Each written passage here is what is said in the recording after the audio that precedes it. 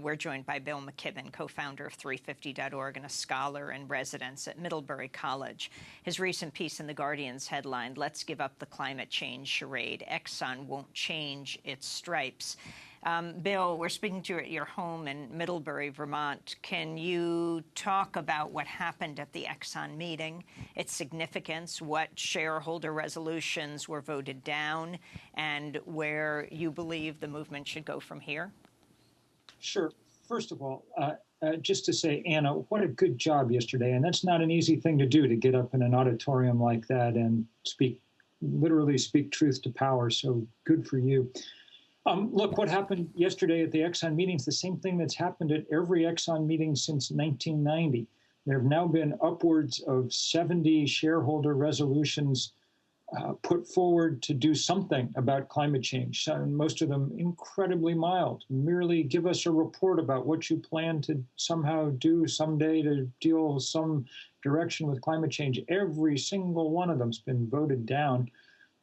That's why, the Rockefellers, whose family founded the darn company, divested all their stock and gave up in trying to change that way a year or so ago, and instead joined this huge growing movement to demand real change. And I'll note that one very good piece of good news yesterday, while Exxon was stonewalling and continuing its time-honored traditions, University of Massachusetts became the largest public university system to divest from all fossil fuels, which was a very powerful moment indeed in this big campaign. I should add, too, that it's not just Exxon, though Exxon, because, as Anna says, we now know that they knew everything about climate change, that there's a sort of particular horror in their story. But earlier this week at their annual meeting, the CEO of Shell explained that we didn't want to switch to renewables too quickly because that would, quote, imperil the dividends, unquote. We're living in a world, as you know, Amy, that's basically sliding out of control. 2016 is crashing every record we've ever had for high temperature. We're losing vast swaths of coral reef. We've got unprecedentedly large early season fires burning in the boreal north. And this guy thinks the thing that's in peril is his dividends. That should tell you what you need to know. And Bill McKibben, could you say something about the progress that the divestment movement has made and why you think divestment is likely to be a more successful strategy with Exxon and getting them to change their climate policy? Well, I think that the real point of the divestment movement has been to kind of withdraw social license from these fossil fuel companies and thereby reduce their political power. The reason we haven't gotten anywhere on climate change for the 40 years that we've known about it is precisely because these guys wield so much political power. I mean, look, Exxon knew perfectly well that what Anna's grandfather was saying was correct. They set to work climate-proofing all their own drilling rigs and other installations to account for the sea level rise they now knew was coming. But at the same time, they set up this vast framework with others of climate denial and deceit and disinformation.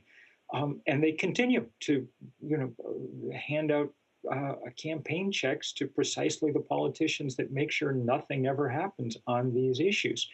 So the point at this point is to use this divestment movement as a vehicle to get that across, and it is working. It's not just or even mainly that it became the biggest divestment movement ever. I think at this point, we're closing in on $4 trillion worth of portfolios and endowments that have divested. The point is that it's taken the basic message, the message that we have 5 times as much carbon in our reserves than any scientist thinks we could possibly burn, and it's gotten that through. 3 or 4 years ago, that was people like me writing in, Rolling Stone. Now it's the head of the World Bank, the head of the IMF, the governor of the Bank of England, speaking to the world's insurance industry at Lloyd's of London.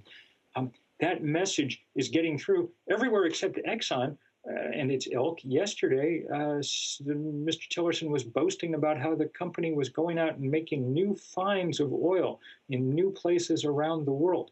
We have 5 times as much carbon in our reserves already as we can burn. The idea that we should celebrate the exploration for new hydrocarbons at this point goes past irony into some dark place that I don't really have a name for. Bill, Jane Mayer just did another major New Yorker piece, this one called Sting of Myself, about a shadowy right-wing organization, America Rising Squared, that targets you, Bill McKibben. Can you talk about this? Well, not really, because as you say, they're, no one knows where their money's coming from and things. I just know that now when I go out to speak, there are always people trailing around after me with video cameras and things. They said that it was it was the first time anyone had done this on this scale to someone who wasn't running for president, which I have not the slightest desire to run for or anything like it. I don't know quite what to make of it, except it's sort of creepy, but there you go. It's, on the list of problems afflicting the world, it's probably somewhat smaller than the fact that we just lost a huge part of the world's coral reefs in the course of 2 weeks as this pulse of hot water. But what's the group, and who is targeting you? Who's funding it? And how do you know this is happening? Well, we know it's happening because they announced it. They sent out a memo to Politico saying that they were spending all this money and having trackers everywhere, and now they put up little, few-second clips of me, not of anything me speaking, just of me and wherever I am, to prove that they're there. And I don't know what's going to come of it, and no one knows who's funding it. But, it is what it is.